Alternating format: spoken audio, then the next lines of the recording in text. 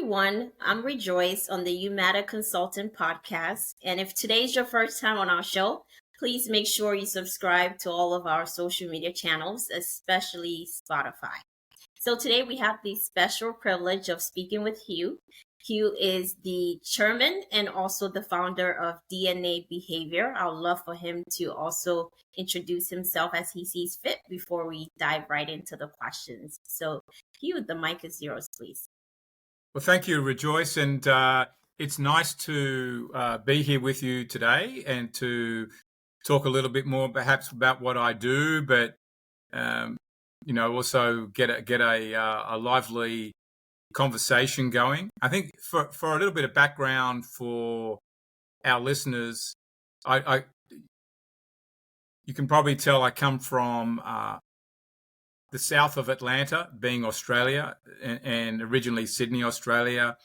My career started as a CPA, so very much as a numbers person, but today I'd call myself more of a reformed accountant because I work in the field of human behavior.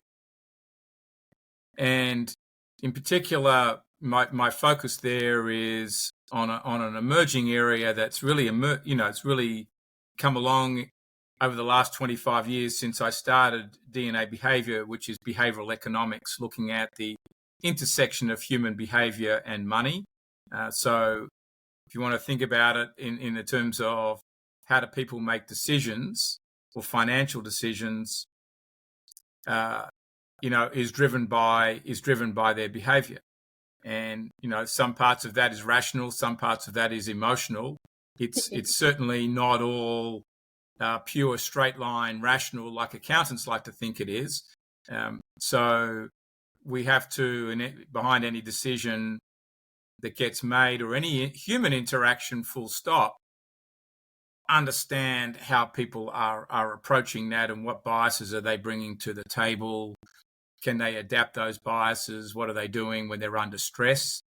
Which I think is really what happens when major decisions are made. People are under stress and revert to what we call a hardwired behavior. That's why the company's called DNA Behavior. We're going back to grassroots of the human. And I think that's what always intrigued me was in wanting to help people optimize their decision making, put a tailor-made suit on them. Rejoice, I knew I needed to understand who they were and to take the guessing game out of that. And that's why I built the systems we have. Awesome. Thank you so much for giving us a background of your career. I'm fascinated to learn that you come from a very numbers-driven, accounting background and now into the more interpersonal skills, which is quite amazing. You don't see people sort of working in both spaces that much. So my first question for you, what has been a key factor in your business success? Well, I think that if you said probably in the early part of my career was on one side, I suppose it was skills, but also reliability, always showing up. And as I said to somebody last week, always make, particularly when I worked in the corporate world before I was an entrepreneur, always making my bosses look good. Yes. But I think as I've evolved more and more, it comes down to understanding yourself. And since I went on the journey of DNA Behavior, and probably a little bit before that, I've been very much focused on that, whatever I do has got to be aligned with who I am and how am I going to maximize my potential at all times. And, and there's no, my way of thinking is there's no limit on your potential at any time. And so when you have that approach, then it's always, it's designing your modus operandi, if you want to call it that, around allowing that to happen. And I think a key thing is that So there's a couple of points with that. I think is, a message to a lot of people is to dream big, but then start small and finish big. And so you don't want to get ahead of yourself early, try and make too much happen too quickly. Now that sort of might sound a bit strange to a lot of entrepreneurs, but I think people are often thinking, well, gee, I've seen X person generate Y revenue in Z years or months. Therefore, I need to do the same thing. And if I don't, I'm no good, right? So this whole thing of then comparing yourself to others is really bad. I think that what I've really done has been good at looking at, and I coach others to do this or guide others to do this, is what level of human impact do you want to have, and think about that globally, and then work backwards to how you're going to achieve that from a business execution perspective. So it's not just about the money. I think if you've got the human impact right, and that's measurable, you can build the right business model behind that. So that's something that's important. But then from a human perspective, in terms of, what I do each day, it's really working, how can you work in your X factor? And mine, resides at the intersection of understanding finances, but also human behavior. And while you referred to that as human interactions a little bit before, it's not just, I think a lot of people think of human behavior as, well, okay, how does somebody communicate, or, how do they fit in a team? That is one part of it, but it's also looking at how do they make decisions, understanding their mindset. So there's a lot of aspects to that, and money is wrapped up in all of that. So I think that where I'm good at is understanding, if you want to call it the accounts financial position of a company, or where an individual is at financially. Mm-hmm. But then the decisions that are going to get made are going to be different depending on the person and the set of relationships they have, their ecosystem, what they're trying to do. And I think that's where I'm strong. That it's the same with companies.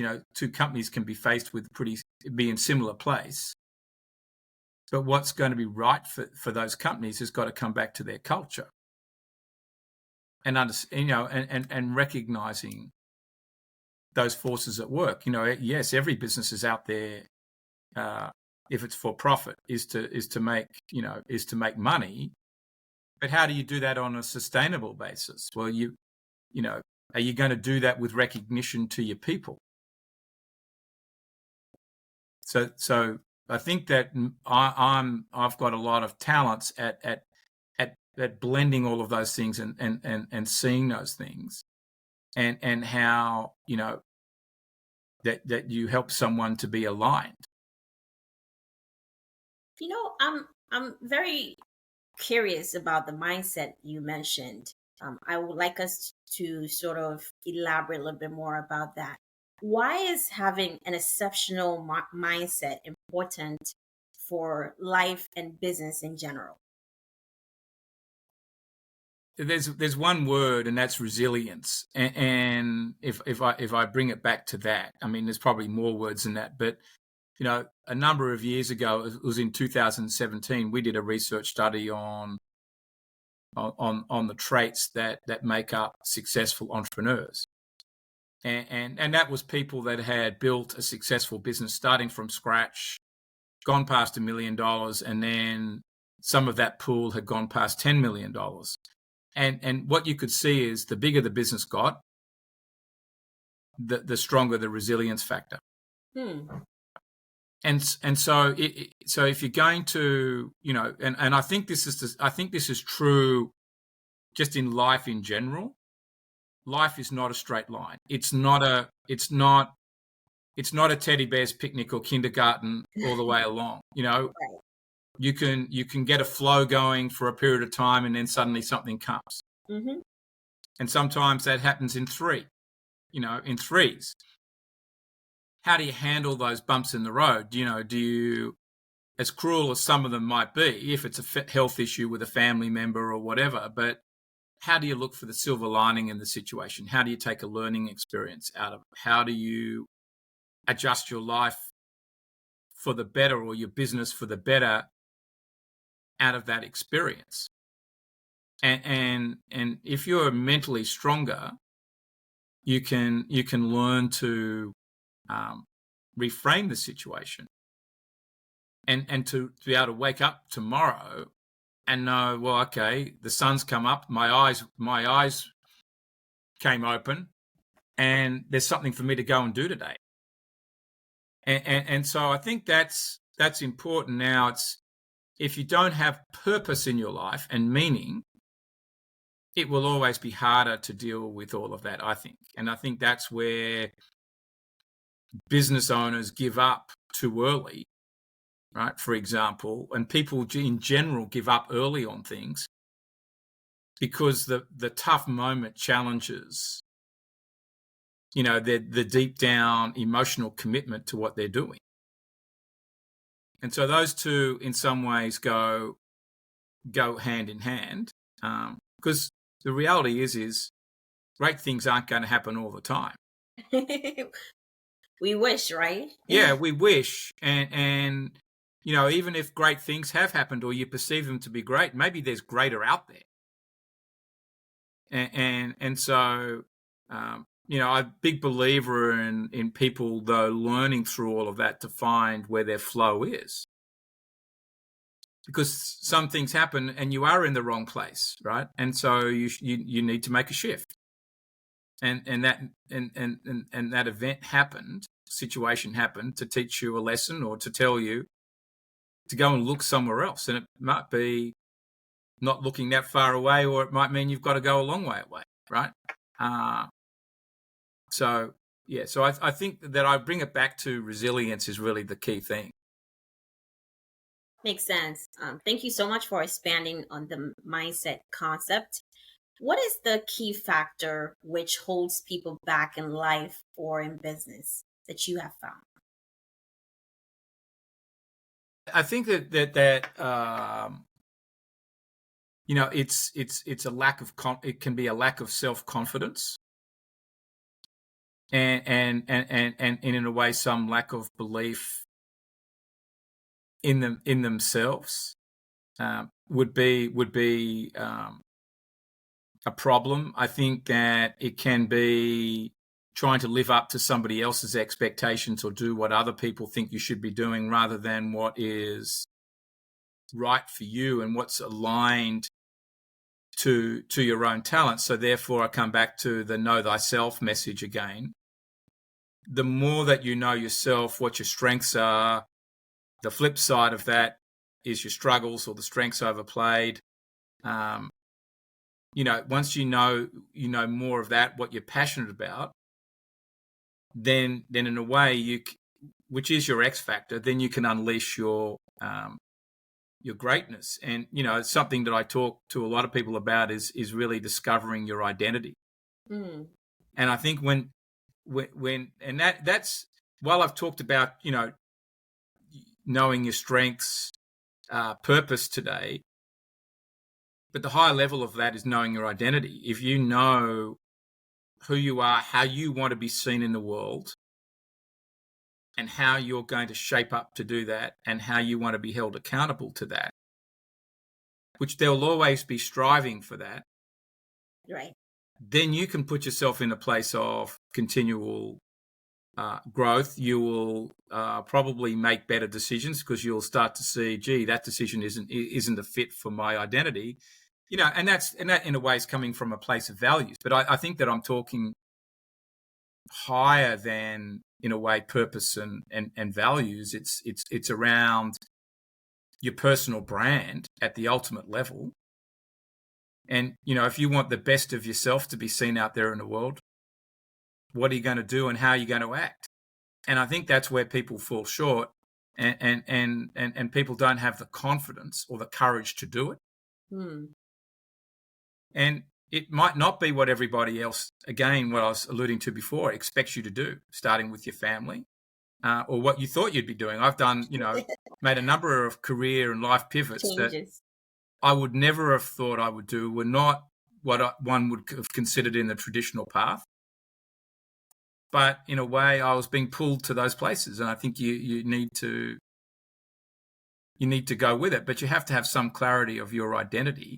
And that comes back to the resilience, to keep telling yourself, no, you are that great person that can do these things.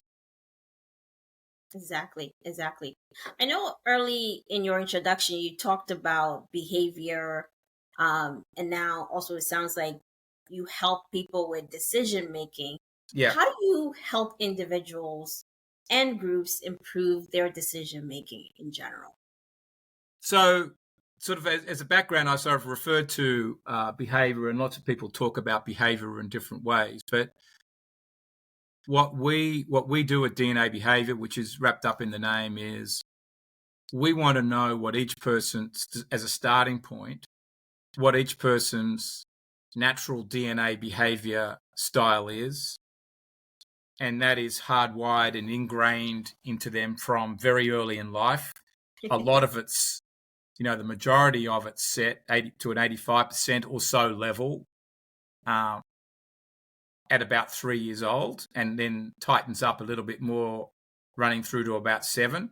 And that's from conception to 3 years old, 7 years old. Interesting. Now, that's not all genetics. That's also the life experiences that go on at that time. So I think it's always good for people, if they really want to look at themselves in the mirror, to think about what happened in that time period that's impacted my life. Like for me, my father died when I was 1. That's had an impact on my life. Now, what would I have been or be if he had lived? Who knows? But that isn't really for exploration, right? That is to say that I was in a situation, because of the home situation at that time, my mum's still pregnant with my brother, that wired me up in a certain way. My brother, who's 15 months younger or 16 months younger than me, is quite the opposite. Very successful in his own right as a respiratory pediatrician in Australia. But temperament-wise, we're different because in a way, the circumstances were different. But if you can look into that and accept it, as much as it hurts, then, that's a growth path. But what I want to understand for each person is, maybe not with all of that self-exploration, is, but how they hardwired. So what we have built is an assessment system, a personality inventory that's ours, that gets to gets to this natural hardwired behavior. And really what we're looking at is removing the situational elements away and saying, how would you act or decide,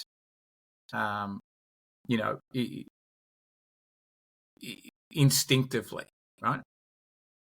And so we've built that, the system, which has been, very successful over the last 20 plus years in uncovering that. And then from that, I know, okay, someone's got a high stakes decision. This person's going to take more risks, be more creative, goal driven about it. Or this next person will be creative and thinking about it, but they're going to take no risk.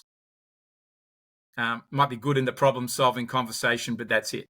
Well, this person's going to be good at implementation. So you can start to see the boundaries for each person, or you're going to see another person that's very feelings orientated. They like communicating, they like being in front of people, but they're not going to want to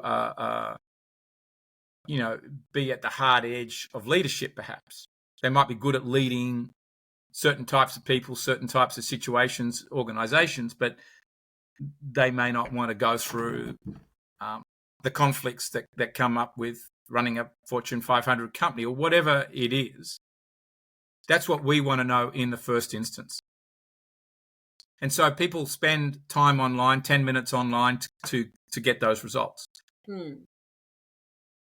We actually now have an AI version where AI can actually answer the questions for you. So we can actually do this on a mass scale basis. Interesting. So that's a different conversation, because that's part of the business model and knowing no limits. There's a limit on how many people are going to go through. I mean, I think everybody should have 10 minutes to go through a very, good assessment that's going to give them a lot of information about themselves. But it's interesting how either people serving them don't think there's time to do it, or they don't need to do it. AI removes that excuse. Right. And lifts the scalability up. And so that's interesting, but that's probably one step outside the question you were asking, Rejoice. But, I think that, so that's how we approach it. So it's from a very much a psychometrics, if you want to call it that, framework. And once we understand who the person is, we understand what types of careers paths are going to be suitable for them, but also, generally speaking, how they're going to deal with money. Now, there are varying life circumstances that people have, or the situations they're in today, education values that might drive some different answers, but that's all to be explored on top. I mean, I think this is a game changer, by the way. I'm blown away by what you just described. From an HR perspective, knowing that some people are really good at discussing issues and coming up with solutions, and then there are phenomenal people who are good with the implementation, taking the strategy and just going at it. And if we find this information early, it's so helpful in many ways, putting teams together, putting a project together for the future versus trial and error type of lifestyle. I think this is amazing. It's going to do so much wonders. Too much is generally done on a trial and error basis, more than it needs to be done. And whether that's in recruiting people, putting a team together, I think that it'd be fair to say that probably most of the Fortune 500 companies, because we work with some of them, quite a lot of them, but quite a lot of the Fortune 500 companies are already using some kind of assessment tool to assess people for recruiting. But if you go to the next steps of how's the person onboarded, how are they managed internally, by their supervisor, how are they led, what projects are they put on? Looking at, at whether they're going to be a great innovator or could be called upon to help in an innovation process. And I think that's something that a lot of companies are going to have to work on in this more technology-driven world. Where's the innovation capabilities? And that may not be at the senior levels of the organization in terms of experience. It might be down the line there somewhere. And so how do you can use a tool like ours or a system like ours to find all of that out. And then to manage people. I think that too much of assessments is really a once and done exercise rather than an ongoing exercise. And and the area where we've been pretty innovative with this is we believe all the customers and clients should be profiled too. Because the sales optimization comes when you've got the right salesperson and the right client or customer support people serving the client or customer. And why is that too much trouble to put a tailor-made suit on every client? And I think that too many people seem to think that that's hard work, or I've never heard of that being done, like you were sort of alluding to. And I'm here to say that could actually be done pretty easily if you have a desire to do it. I think you're right. It's similar to market research that we currently have without technology.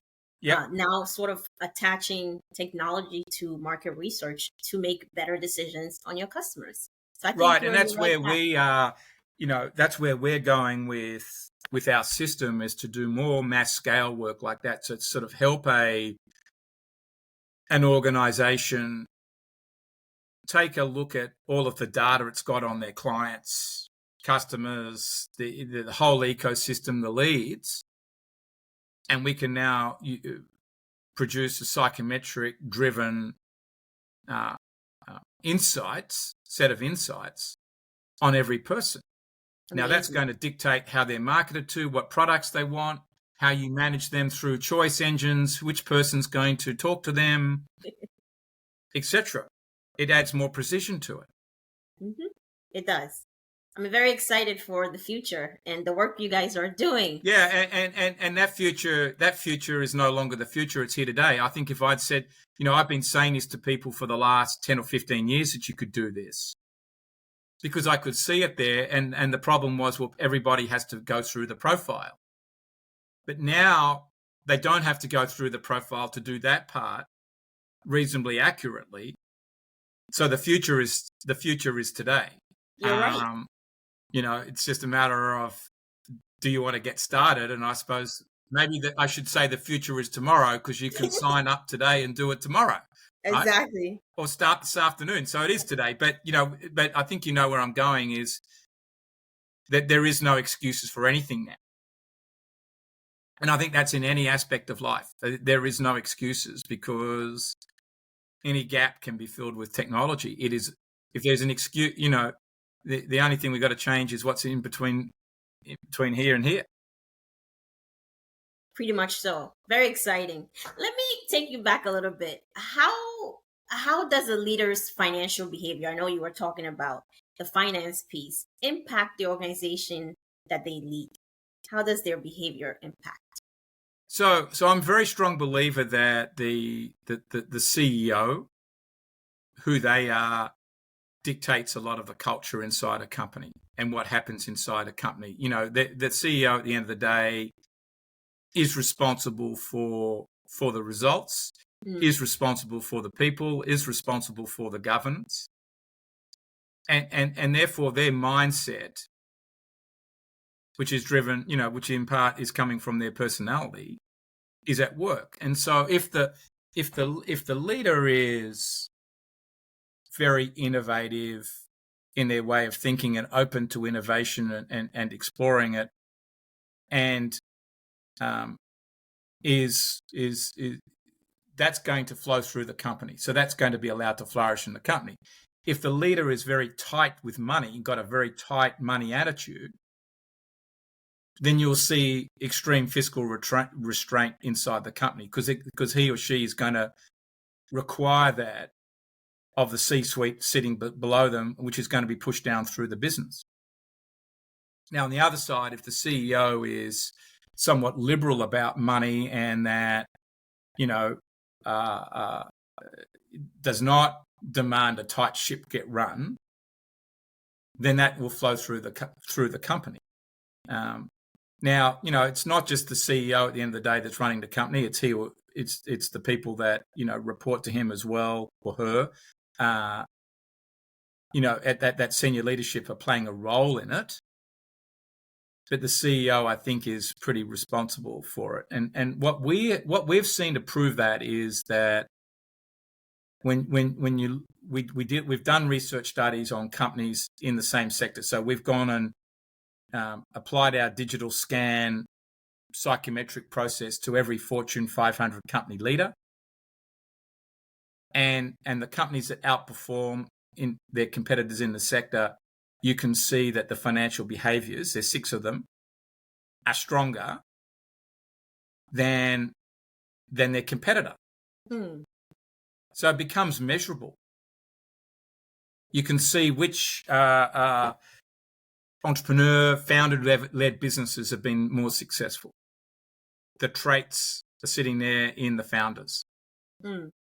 And so I suppose what I'm saying, Rejoice, is that you can connect human behavior, and particularly the financial behavior talents, to increase profits.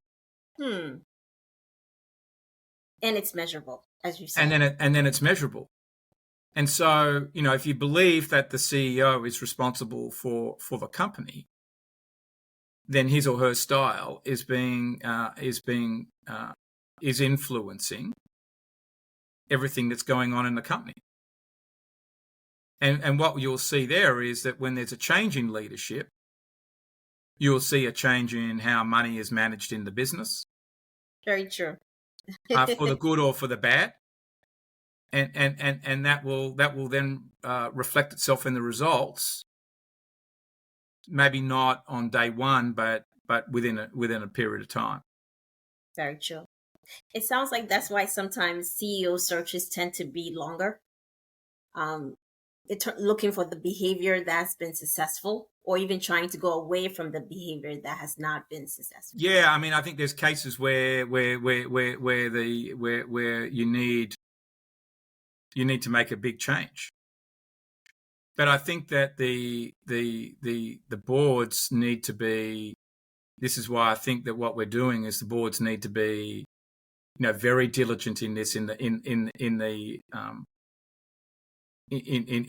people due diligence aspect, and I think so do the M&A providers, funders.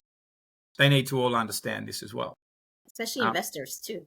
Yeah, the investors, I think, because they're going to look at, they're going to invest in a company, and that CEO and leadership team might have been right for the company getting to where it was, but they're not going to handle the next phase.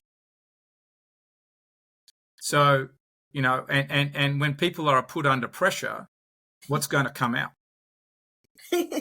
And so that's that. So I think getting more and more insight to all of that is important, and I think that's what we're trying to do, is to, in a way, democratize this, and particularly for M&A deals, investment deals, make it possible now to do the people due diligence up front, rather than saying, oh, well, let's worry about that later. We'll do that after the company's been, the deal's done. It's too late. Right. Huge risk. Too much financial risk. Yeah. And this doesn't take a lot of time really to do. And that's not an excuse. Right. Deals have 60-day closure periods. This can be done in an hour, right? So, I don't think it's an excuse anymore. Not at all. With technology, not at all. What types of financial behavior do you assess to give people a better sense of what? So we look at sort of the top level of it is the ability of the leadership team to get results. So, is generating profits. But balanced against that is relationship engagement. So what do they like at building company culture? So there's got to be some semblance of balance there, and you can see that the companies that are more loaded to the results orientated side, it's probably a far more ruthless operating environment. There's more of the revolving door, more client turnover, etc. Less long-term retention, as opposed to those with a relationship culture. It's a bit more friendly, right? In that respect, there's a balance, because you can't be all relationship and not look after the money. So that's important. And then we look at the financial goal drive. So how, and this is the biggest one, how strong is the sales pipeline, and how focused is the leadership team on sales? But that only works if there's enough innovation and preparedness to back innovation, because today products don't last 10 and 20 years. They're not everlasting. There's got to be adaptations. And that's only going to become more and more true as we go along here with AI technology. And so the preparedness, I think, to innovate and take the risk on it, but at a low cost. So because some companies innovate but they spend a lot of money doing it. They're not very efficient in that. Or their competitors may be better or faster at innovation. Right. And then there's the fiscal control, right? So that's also important in terms of managing the operating expenses. And then the final one is financial prudence. So really which is probably a little more governance driven, but to what degree is the company, spending money and directing all of its resources to the mission? So it's not just being penny pinching; it's also being strategic in the decision making. And you put all those together, and that's what we're looking at. But we're also then looking at the authority bias of the CEO and how strong is that. And in some ways, you want the CEO to be strong and out there making decisions, but but the successful companies it's not so overbearing. There's some collaboration. I never thought that behavioral bias would be part of your assessment. So I'm glad you sort of highlight that. Why is that important? So the bias is important because I think it's important to understand that when decisions are getting made, let's say take it a board is making decisions, that the people around the room are different and they're bringing different perspectives. And to understand what those different perspectives might be in relation to a decision, and the decision not just getting dominated by one person or being left to one person. So that's where in that setting, that's where that's important. It's just the same in a family.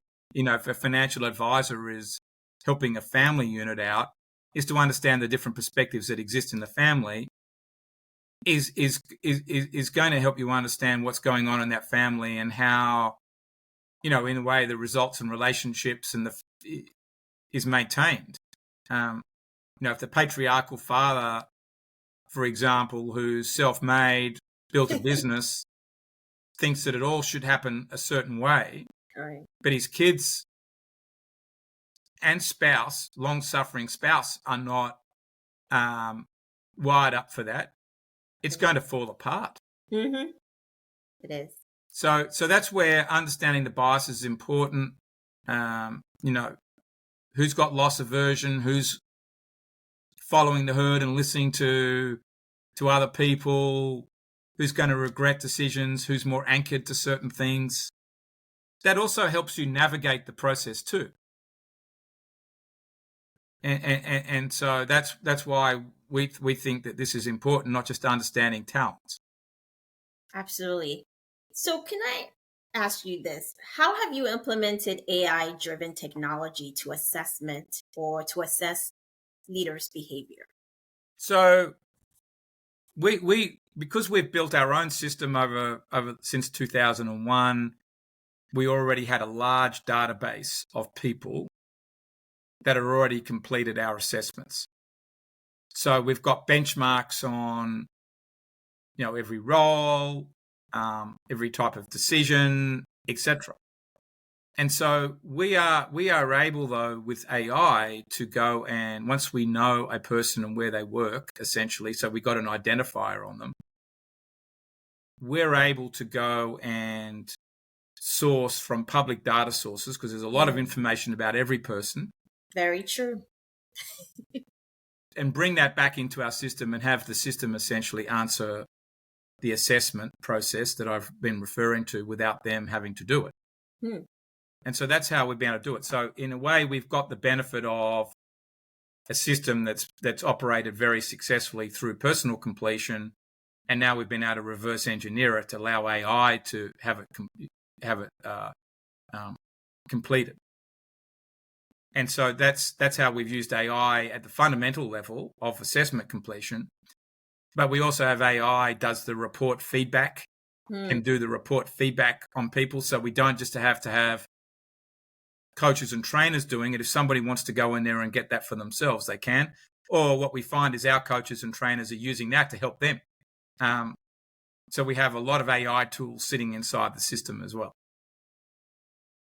It's such a game changer because from what I'm hearing, you don't even need someone to do the assessments. With all of the public information, the social media posts, the LinkedIn posts, you can gather any information you have on anyone and utilize AI to sort of produce the answers for you. Correct.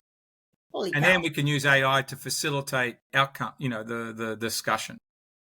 Amazing. It sounds amazing, and I feel like there's just so much to look out for with the development of what you're doing, with how people are going to use it to make decisions. How can a business leader benefit from your insights to grow their business? Well, I think the first thing is it starts with the CEO. So if the CEO is a growth-minded person and wants to build a strong people-centric culture, which is in a way actually starts with understanding the customers and what do they want, and then coming back to understanding their employees. If they're interested in that, then we can help them by firstly basically doing an organizational review, which is a behavioral data analytic exercise up front to look at every person in the ecosystem of the business, and we'll help them see where the opportunities are to grow or the barriers there that might need to be unlocked, and then what needs to be done about it. But it's got to start off with the CEO and the senior leadership team wanting to participate, and in a way themselves wanting to be vulnerable about who they are with their team. If they're not prepared to be, then this doesn't work. Absolutely agree with you. What makes your work on money energy so unique and powerful? So really, what we're doing is bringing a new perspective to money, because I think a lot of people look at money as a currency, and that's one dimension. How much have I got in the bank? But money is also behavioral. Money is what you think it is, and so understanding your perspectives about money is important. That's going to drive how you make decisions about it. And then money is something that people, believe it or not, are thinking about on a 24/7 basis, even when they sleep. Absolutely. And what thoughts do you have about it? If you go to bed with them, you got to wake up with them, and what's been processed during the night, whether that's conscious or subconsciously. And I think the big thing is that that's what causes stress for people is money itself, is the thought of money. And so what we're trying to do is provide a framework for people to understand all the dimensions of money, not just the what's in the bank account dimension, but all dimensions of money that will reduce stress for them and help them be, happier and healthier for longer. So part of our work also with all of this is connecting money to people's health. And again, there's a very good measurement of that, around, we look at people's heart rate variability. And if that's low, it's usually signaling stress. What's causing that stress? And everything that's going on in your life's got a financial impact or consequence or meaning to it. And so that's where, with the money energy work that we do, is we're trying to unravel that, but then at the same time set people up in their life to flourish, so they can make quantum leaps. But again, this all comes back to knowing yourself and not comparing yourself to others. It's a big source of mental stress. So in a way, it's then getting to mental health, some of this part, but also physical health too. Absolutely. So Hugh, we know, based on your profile on LinkedIn, you're also your mentor. So we would like to know, why is mentoring boys without fathers so important to you? I think I have an idea, but I want to hear from you why that is important to you. So it's there. It's something that probably was deep down with me for a long time. As I started to realize certain things about myself, or people told me certain things. I think that when I started the DNA business and I was getting coached and mentored at that time by somebody. And, I was very deeply passionate about it. And I was querying, why was I? And he said to me, Hugh, it's because you didn't have a father and you didn't get mentoring and coaching in the way in which you could have got if you'd had a father. And I thought, okay, that's interesting. And then somebody else along the journey said to me, the thing that you miss out on by not having a father is having boundaries. Right. I thought, okay, that's interesting. And that does play right back to what my upbringing was, or my life environment at 1 year old, when my mother's dealing with a dying father and being pregnant. You're sort of left by yourself, right? So that's not a complaint. It is what it is. But, a few years ago, I was doing podcasts like this with some of our clients, and we were doing, I was doing them as identity conversations, and I still do that with people to help them discover their identity. But every person, 6 of them in a row, they didn't have a father. And there were a number of very common traits, and one of them had done PhD work in this. And so I thought, okay, we need to do more with this to help more kids out, because it's a society issue, because boys without a father can very easily, for the boundaries reason I just mentioned, go down the wrong tracks, start doing bad things, and that can start happening from typically 12 years onwards. It's set in motion before that. But there's also obesity issues, literacy issues, social integration issues. And as I saw all that, and I'm looking at the research, I'm thinking, I'm one of the lucky ones, but I did have some of these traits too.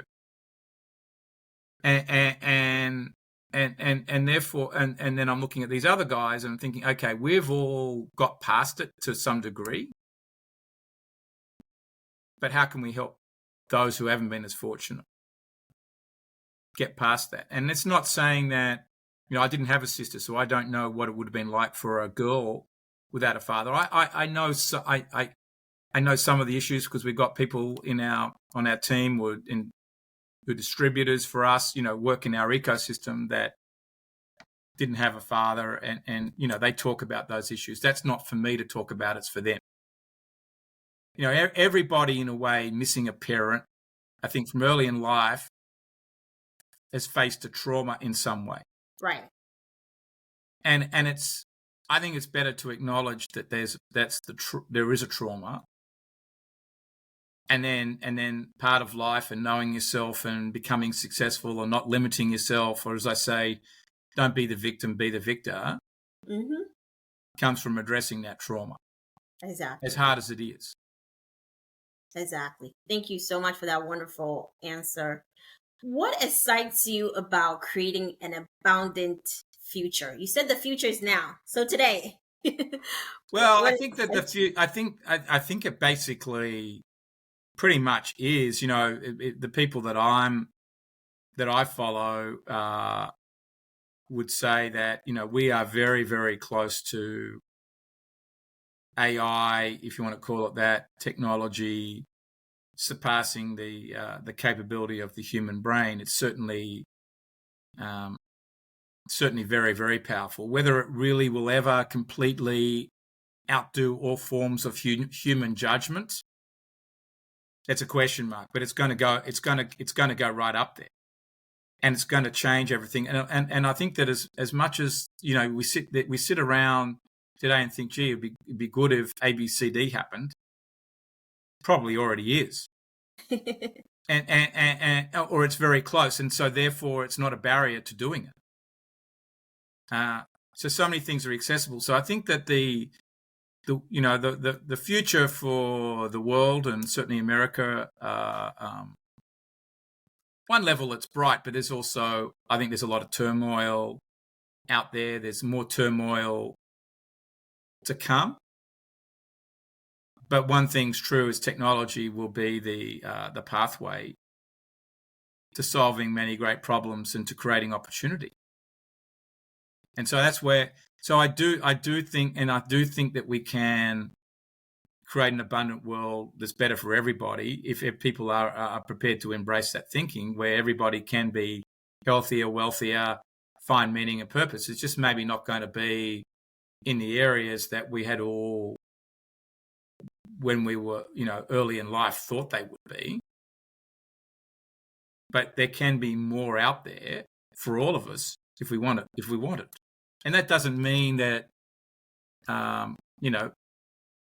not everybody's going to have I'm not talking about just an extreme financial wealth, but, I think in terms of having a great life, it's there for all of us. And more so than perhaps it ever was. It levels the playing ground. I think so. There of course will always be some extreme levels of wealth, and we talk about a billionaire will probably be a trillionaire. But put that aside, I think there can be more and better for everybody. But there's a lot of decisions that need to get made, and a lot of people need to act with the right attitude for us to get there too. Hugh, thank you so much for spending this afternoon with us and just sharing your passion, discussing DNA behavior, and also telling us about the things you do outside of work, which is mentoring boys without fathers. It's been a pleasure. How can people who want to tune into the work you're doing or what DNA behavior is doing, how can they get in touch with you? So thank you, Rejoice. It's been good. And, you've asked me some penetrating questions, of course, which is good. If you want to find me, LinkedIn, so Hugh Massie, just punch in the name that's there on the screen into LinkedIn, you'll find me. There's plenty of information there on our website at dnabehavior.com. There's plenty of information, or if you want to just streamline that a little bit, go to dnabehavior.com/start and just start taking a look, and you'll see plenty about me and the type of work we're doing there. Awesome. Thank you so much. And for our listeners, thank you for listening in today. Until next week, it's been a pleasure. Bye-bye. Perfect. All right. Okay. Bye. Bye, Rejoice.